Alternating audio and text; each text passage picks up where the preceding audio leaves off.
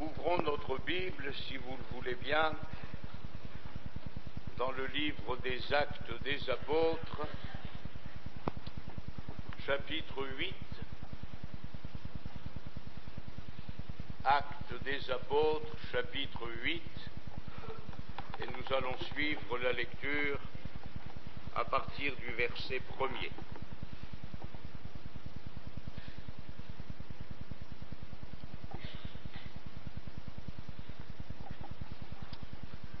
Saul avait à prouver le meurtre d'Étienne. Il y eut ce jour-là une grande persécution contre l'Église de Jérusalem, et tous, excepté les apôtres, se dispersèrent dans les contrées de la Judée et de la Samarie. Des hommes pieux ensevelirent Étienne et le pleurèrent à grand bruit. Saul, de son côté, ravageait l'Église. Pénétrant dans les maisons, il en arrachait hommes et femmes et les faisait jeter en prison. Ceux qui avaient été dispersés allaient de lieu en lieu, annonçant la bonne nouvelle de la parole. Philippe, étant descendu dans une ville de la Samarie, y prêcha le Christ. Les foules tout entières étaient attentives à ce que disait Philippe lorsqu'elles apprirent et virent les miracles qu'il faisait. Car des esprits impurs sortirent de plusieurs démoniaques en poussant de grands cris, et beaucoup de paralytiques et de boiteux furent guéris.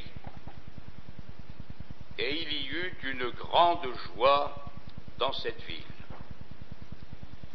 Il y avait auparavant dans la ville un homme nommé Simon, qui, se donnant pour un personnage important, exerçait la magie et provoquait l'étonnement du peuple de la Samarie.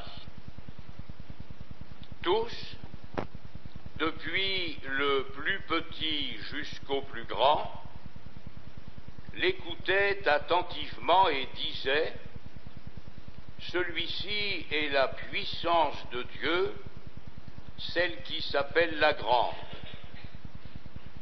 Ils l'écoutaient attentivement parce qu'il les avait longtemps étonnés par ses actes de magie.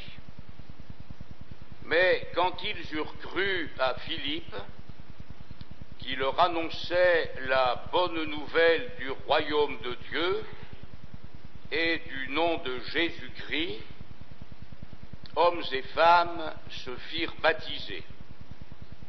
Simon lui-même crut, et après avoir été baptisé, il ne quittait plus Philippe, et il voyait avec étonnement les miracles et les grands prodiges qui s'opéraient. Les apôtres qui étaient à Jérusalem, ayant appris que la Samarie avait reçu la parole de Dieu, y envoyèrent Pierre et Jean. Ceux-ci, arrivés chez les Samaritains, prièrent pour eux, afin qu'ils reçoivent le Saint-Esprit, car il n'était encore descendu sur aucun d'eux. Ils avaient seulement été baptisés au nom du Seigneur Jésus.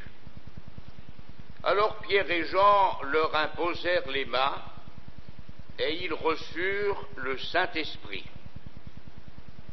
Lorsque Simon vit que le Saint-Esprit était donné par l'imposition des mains des apôtres, il leur offrit de l'argent, en disant : accordez-moi aussi ce pouvoir, afin que celui à qui j'imposerai les mains reçoivent le Saint-Esprit. Mais Pierre lui dit que ton argent périsse avec toi, puisque tu as cru que le don de Dieu s'acquérait à prix d'argent. Il n'y a pour toi ni part ni lot dans cette affaire, car ton cœur n'est pas droit devant Dieu. Repens-toi donc de ta méchanceté et prie le Seigneur pour que la pensée de ton cœur te soit pardonnée, s'il est possible. Car je vois que tu es dans un fiel amer et dans les liens de l'iniquité. Simon répondit, priez vous-même le Seigneur pour moi, afin qu'il ne m'arrive rien de ce que vous avez dit. Après avoir rendu témoignage à la parole du Seigneur, et après l'avoir prêchée, Pierre et Jean retournèrent à Jérusalem en annonçant la bonne nouvelle dans plusieurs villages des Samaritains.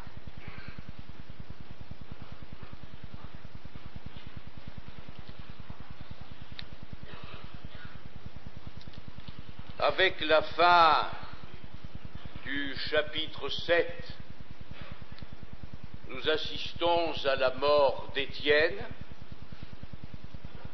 chrétien de l'église de Jérusalem,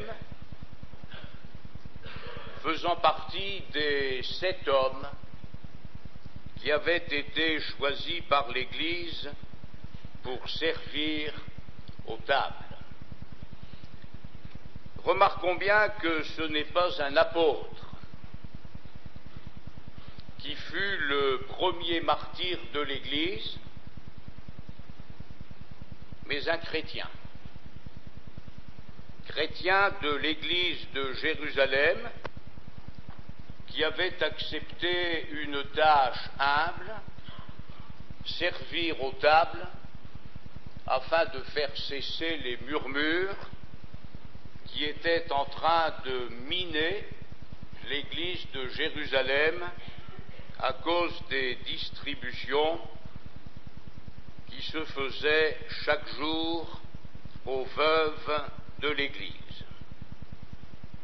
C'est donc Étienne, le premier qui est entré dans la gloire et qui a été compté par le Seigneur au nombre des martyrs.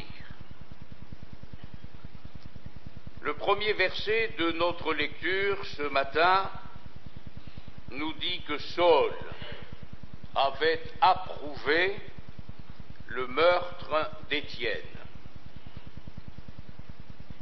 L'Écriture va nous en dire davantage concernant la mentalité et l'attitude de Saul de Tarse.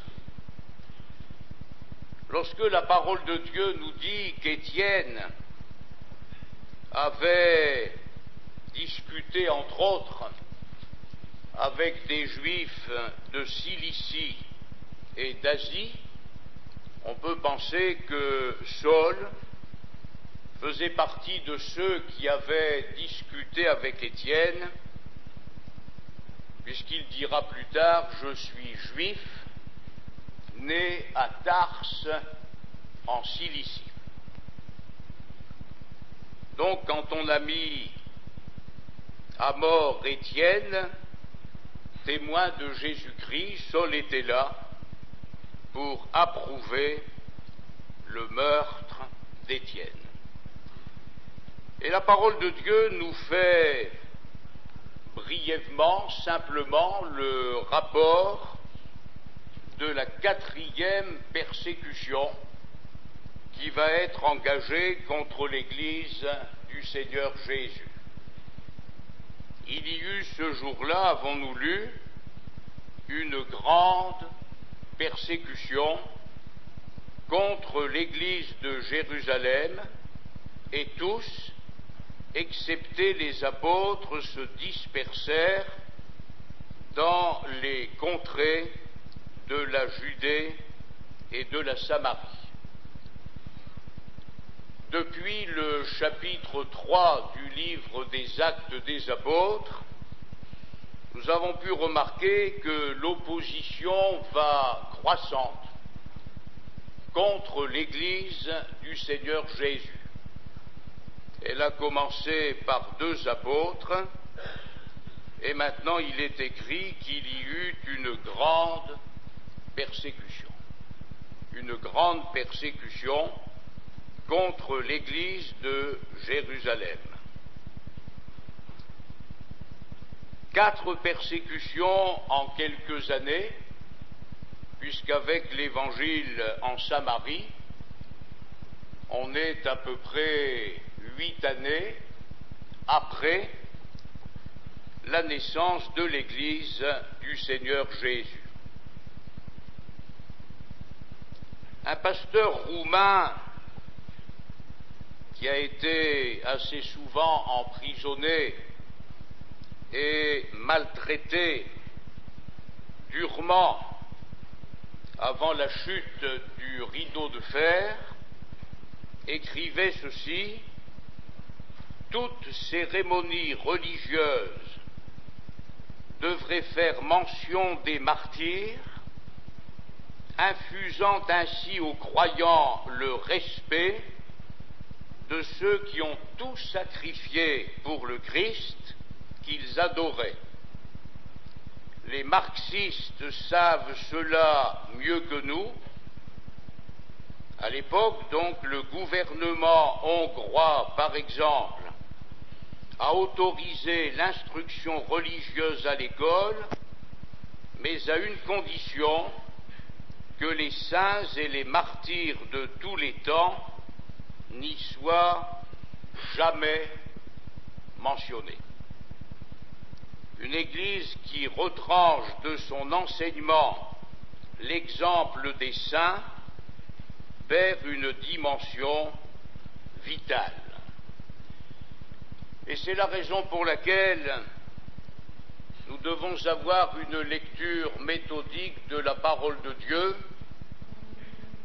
afin de ne pas nourrir notre être intérieur uniquement avec les textes qui nous plaisent, mais que nous puissions avoir cette connaissance de tout ce que nous dit la Bible, nous rappelant, comme je l'ai déjà dit, que le livre des Actes des Apôtres est à l'Église de Jésus-Christ ce que le livre de la Genèse est à la Bible. C'est avec le livre des Actes des Apôtres que nous apprenons ce qui s'est passé après la naissance de l'Église de Jésus, donc dans les premières années de son existence. 4e persécution en 8 ans. Il y eut ce jour-là une grande persécution contre l'Église de Jérusalem, et tous, excepté les apôtres, se dispersèrent dans les contrées de la Judée et de la Samarie. Nous avons un peu de soucis, ou beaucoup de soucis, à nous faire concernant la vie de l'Église en Occident, surtout quand on sait que depuis la chute du rideau de fer, la pénétration des méthodes occidentales dans l'ancienne URSS et les pays satellites n'a pas contribué à la croissance de l'Église de Jésus, ni à sa sanctification, ni à son avancement dans la foi. D'un côté, le diable a frappé fort, et pendant ce temps-là, l'Église persécutée s'est affermie et s'est développée. D'un autre côté, la persécution nous a été évitée, mais l'adversaire a employé d'autres moyens pour essayer de neutraliser l'Église du Seigneur Jésus. Vous avez une réunion de longue veille avec 1h30 de chant et de prédication, et après cette réunion de longue veille, vous avez un repas à thème. Le thème, c'était la marine. Il fallait donc que chaque chrétien se trouve un habit de marin. Je ne sais pas si on a appris le petit cœur, c'est nous les gars de la marine. Pour animer cette soirée ayant pour thème la marine, il y avait des clowns, rien ne manquait. Alors quand nous lisons ce que nous lisons dans la parole de Dieu, et que nous savons qu'en 2002-2003 il se passe de telles choses dans nos églises, je me demande franchement où nous en sommes. Et si le Seigneur revenait un jour ou un soir de ces soirées à thème, on peut se demander qui serait enlevé et qui serait laissé. Des hommes pieux ensevelirent Étienne et le pleurèrent à grand bruit. Il est certain qu'Étienne avait été enlevé par la mort et placé là où le Seigneur Jésus lui avait réservé une place. L'Église pouvait être en paix concernant l'éternité d'Étienne, mais il n'en reste pas moins vrai que sur la terre, des hommes pieux ont mesuré la perte que l'Église venait de connaître par la mort d'Étienne, et l'Écriture nous dit qu'ils l'ont pleuré à grand bruit.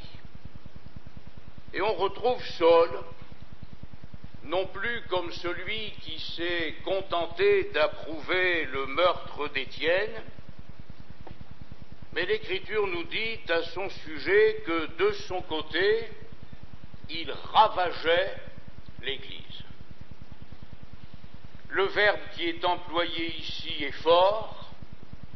Il dit ce qu'il veut dire, et l'apôtre Paul lui-même en reparlera à Timothée en lui disant « Je ne suis pas digne d'être appelé apôtre parce que j'ai persécuté l'Église de Dieu. » Saul ravageait l'Église, il pénétrait dans les maisons, il n'hésitait pas à violer le domicile des chrétiens, et il en arrachait hommes et femmes, autre terme qui parle de la violence qui accompagnait l'action de Saul de Tarse, et enfin, l'Écriture nous dit qu'il les faisait jeter en prison. Alors, voilà comment les choses se passent. Dans un premier temps, on dépose aux pieds de Saul les vêtements de ceux qui lapident Étienne. Saul approuve le meurtre d'Étienne, et ensuite ça va plus loin. Il ravage l'Église, il pénètre dans les maisons, il en arrache hommes et femmes, et il les fait jeter en prison. Ce fut donc pour l'Église de Jésus-Christ une période de grande difficulté. Néanmoins, les chrétiens n'ont pas baissé les bras. Et la parole de Dieu ajoute, ceux qui avaient été dispersés allaient de lieu en lieu, annonçant la bonne nouvelle de la parole. Quatrième persécution, elle n'a pas, davantage que les premières, réussi à briser le zèle des croyants. Pourquoi ? Parce que nous avons affaire ici à des hommes et à des femmes enracinés dans la foi. Nous avons affaire à des hommes et à des femmes qui savent en qui ils ont cru. Quand le Seigneur Jésus dit à la douzaine d'apôtres qui restaient avec lui: et vous, ne voulez-vous pas aussi vous en aller? Pierre répond: mais Seigneur, à quel autre? À quel autre irions-nous qu'à toi? Tu as les paroles de la vie éternelle. Et nous avons cru et nous avons connu que tu es le Christ, le Fils du Dieu vivant. Et quand on sait en qui on a cru, quand on sait que celui en qui on a cru a les paroles de la vie éternelle, quand on sait que nous sommes des êtres mortels de passage sur la terre, pourquoi irions-nous perdre la réalité pour l'ombre que le monde nous offre? Or, ces gens-là sont restés fidèles au Seigneur. Quelquefois, il faut peu de choses pour qu'un chrétien quitte son Église. Il faut peu de choses pour qu'un chrétien renoue avec le monde perdu. Et c'est bien dommage. Mais ce que le Seigneur a fait pour nos frères et sœurs du premier siècle, il veut et il peut le faire pour nous. L'apôtre Paul écrivait concernant l'œuvre de Dieu: il vous affermira. Il vous affermira. Et si nous sommes conscients que nous avons besoin d'être affermis, le Seigneur est prêt à le faire. Donc ils ne sont pas partis de Jérusalem dans les lamentations. Nous savons par l'Épître aux Hébreux, chapitre 10, qu'ils ont accepté avec joie l'enlèvement de leurs biens, sachant qu'ils ont des biens qui durent toujours. Ils sont donc partis avec la joie du salut dans leur cœur, et là où ils passaient, ils annonçaient la bonne nouvelle. Malgré la persécution, malgré les pertes qu'ils avaient subies, malgré les coups qu'ils avaient peut-être reçus, l'Évangile était toujours pour eux la bonne nouvelle. Il n'y en avait pas d'autre. Et cette bonne nouvelle, ils l'ont répandue de lieu en lieu, là où ils passaient, à cause de la persécution qui les avait obligés à quitter Jérusalem. Et l'Écriture nous dit que Philippe, non pas un apôtre, un chrétien de l'Église de Jérusalem, faisant partie des 7 qui avaient été choisis pour servir aux tables, Philippe, étant descendu dans une ville de Samarie, y prêcha le Christ. On disait des premiers chrétiens qu'ils avaient Christ en eux. Parce que n'oublions pas que ce sont les adversaires des chrétiens qui les ont appelés de ce nom. Ce ne sont pas eux qui se sont appelés chrétiens, mais quand leurs adversaires les voyaient vivre, les entendaient parler, ils reconnaissaient qu'il y avait Christ en eux.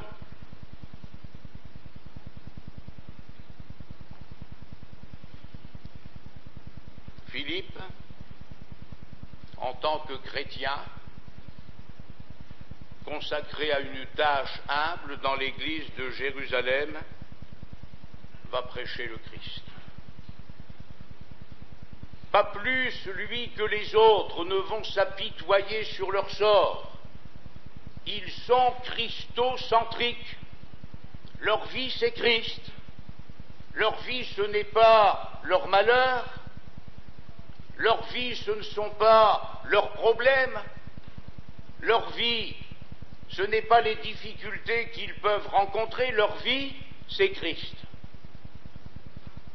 Et qu'on les chasse qu'on les persécute, qu'on leur fasse toutes sortes de mal, ils ne changent rien à leur vision, ils prêchent le Christ. Et la parole de Dieu nous dit que les foules tout entières étaient attentives à ce que leur disait Philippe. Nous n'avons pas à craindre la persécution, ni pour nous-mêmes, ni pour l'Église. Dieu a su prendre soin de son œuvre et il en prendra soin jusqu'à l'enlèvement de l'Église.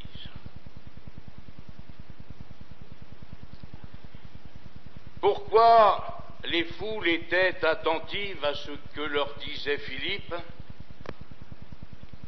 À cause de ce qu'elles apprenaient et voyaient concernant les miracles qu'il faisait. Ne nous lassons pas, mes frères et sœurs, de demander à Dieu de confirmer sa parole par des guérisons, des miracles et des prodiges.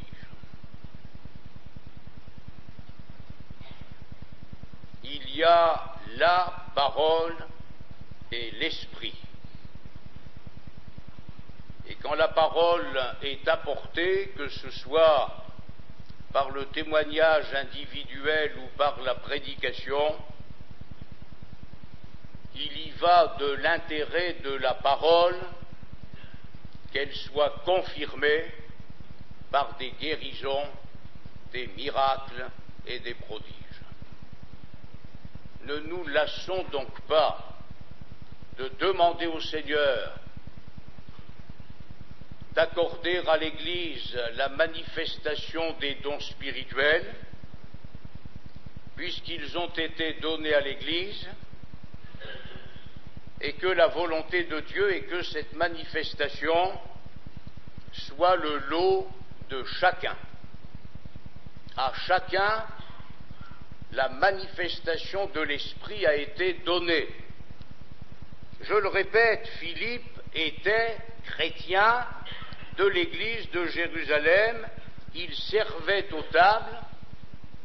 Il n'en reste pas moins vrai que lorsqu'il rendait témoignage à Jésus-Christ, lorsqu'il prêchait le Seigneur Jésus, Dieu confirmait sa parole par des guérisons et par des miracles, car des esprits impurs sortirent, est-il écrit, de plusieurs démoniaques en poussant de grands cris, et beaucoup de paralytiques et de boiteux furent guéris, et il y eut une grande joie dans cette ville.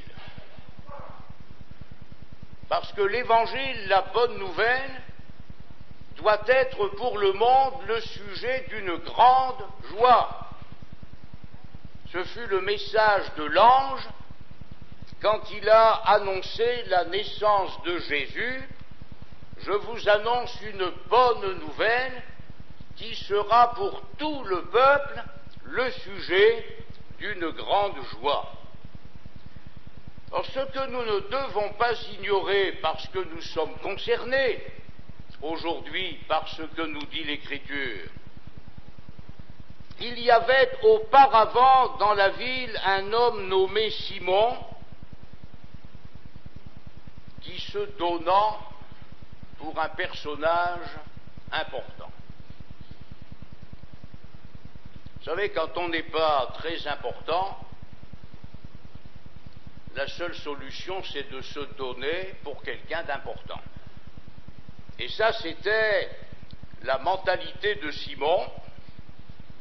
Il se donnait pour un personnage important, il exerçait la magie et il provoquait l'étonnement du peuple. Alors, voyons dans les résultats la différence entre l'œuvre de Jésus-Christ et l'œuvre du diable. quand Jésus-Christ agit, il y a une grande joie dans la ville.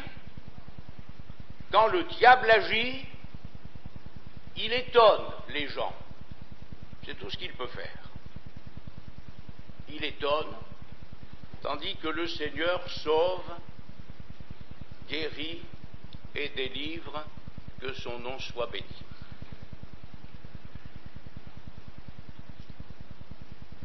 Verset 10, nous avons lu tous, depuis le plus petit jusqu'au plus grand, les actes de magie pratiqués par Simon touchaient même les enfants.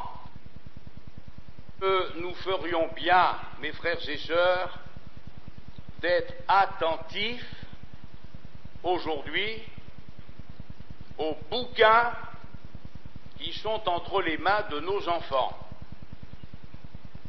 parce qu'il y en a qui ne sont pas innocents. Et Harry Potter n'a pas trouvé ses inspirations dans la Bible. Nous ferions bien de faire attention à ce que nos enfants regardent sur le petit écran.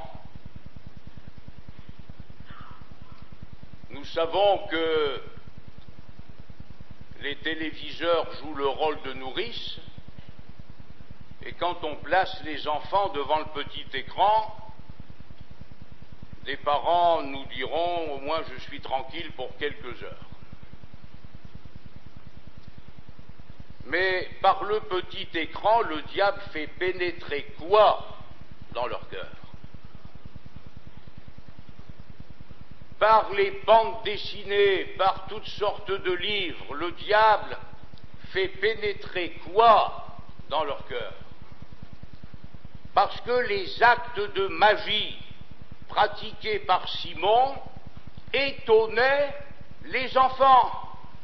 Et nous nous rendons bien compte avec Halloween, par exemple, que les enfants sont captivés par ce genre de choses monstrueuses.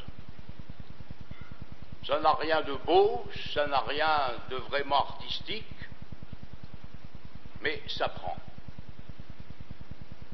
Ça marche. Ça marche dans les maisons, ça marche dans les écoles, ça marche dans les collèges, ça marche dans les magasins, ça marche dans la rue.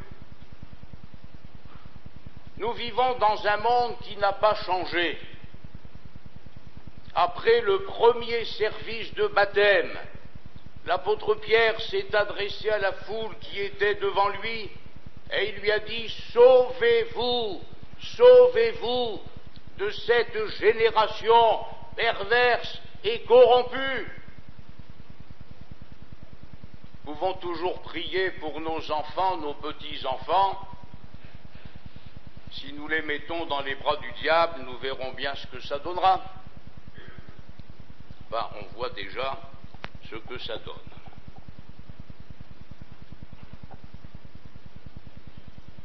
Depuis le plus petit jusqu'au plus grand, il l'écoutait attentivement. Quelquefois, on a du mal à avoir l'attention des enfants dans nos classes bibliques, mais il ne semble pas que c'était un problème pour Simon. Les enfants, les petits et les grands, l'écoutaient attentivement, parce qu'il les avait longtemps étonnés par ses actes de magie. Mais quand ils eurent cru à Philippe, qui leur annonçait la bonne nouvelle du royaume de Dieu et du nom de Jésus-Christ, hommes et femmes se firent baptiser. Heureusement que nous avons le don du Saint-Esprit et la parole de Dieu pour faire face aux assauts diaboliques. que nous connaissons dans le monde, parce que la Bible nous dit que le monde entier est sous la puissance du malin. Et de la même manière que les Samaritains ont eu besoin de la bonne nouvelle, de la même manière qu'ils ont eu besoin de l'Esprit Saint qui remplissait le cœur de Philippe, nous avons besoin pour notre génération de la bonne nouvelle et du Saint-Esprit. Car Jésus a dit, sans moi, vous ne pouvez rien faire. Ou lui va le faire et il se fera quelque chose, ou lui ne fera rien et il ne se fera rien.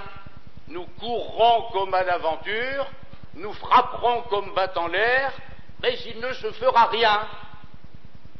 Parce que celui qui fait quelque chose, c'est le Seigneur et personne d'autre.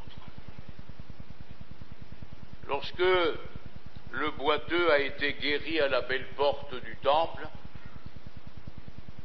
les yeux du peuple étaient fixés sur Pierre et sur Jean. Mais vous savez ce que ces hommes de Dieu ont dit au peuple? Pourquoi avez-vous les regards fixés sur nous? Comme si c'était par notre piété ou par notre puissance que nous eussions fait marcher cet homme, et ils vont dire, si cet homme peut paraître en pleine santé devant vous, c'est à cause de la foi au nom de Jésus-Christ. Voilà le secret. La foi au nom de Jésus. Or, il semble que le terrain a été nettoyé. L'Écriture nous dit, Simon lui-même crut, et après avoir été baptisé, il a même été baptisé. Remarquez, c'est à moitié consolant de voir que Philippe s'est trompé et qu'il a baptisé Simon le magicien, alors qu'il n'aurait peut-être pas dû le faire. Simon lui-même crut, et après avoir été baptisé, il ne quittait plus Philippe. Il est devenu un vrai pot de colle. Il ne quittait plus Philippe. On l'aurait peut-être pris pour le meilleur de tous les convertis, pour le meilleur des âmes sauvées en Samarie. Regardez un peu, même Simon a cru, même Simon a été baptisé, et puis regardez un peu comme il s'attache à Philippe.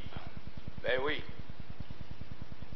Et le diable est en train de préparer un autre coup, et heureusement que l'œuvre de l'adversaire a été démasquée, sinon ce qui ne s'était pas fait avec Ananias et Saphira, ce serait fait avec Simon le magicien. Comme quoi, nous avons besoin à tout instant, en tout temps, d'être inspirés par le Saint-Esprit. Le psalmiste disait à Dieu, tu exerces mes mains au combat et mes doigts à la bataille. Seigneur, exerce nos mains au combat, exerce nos doigts à la bataille, que nous ne soyons pas trompés par l'adversaire de nos âmes, mais que l'Évangile se répande, comme ta parole nous le dit, et que ton nom soit glorifié, comme il l'était à l'époque, et que la puissance de l'adversaire soit mise en déroute, comme ce fut le cas à cette époque-là. Il voyait avec étonnement, il avait étonné les gens par ses actes de magie, maintenant il est étonné de voir les miracles et les grands prodiges qui s'opèrent. Mais quelle était la profondeur de l'œuvre du Seigneur dans le cœur de Simon? La suite du texte va nous le dire. Comme quoi nous avons toujours besoin de veiller et de prier afin que l'Église ne soit jamais le refuge des Ananias, Saphira ou Simon le magicien, mais que l'Église soit maintenue dans la sainteté et dans la vérité, et que ce soit le Seigneur et lui seul qui y règne pleinement.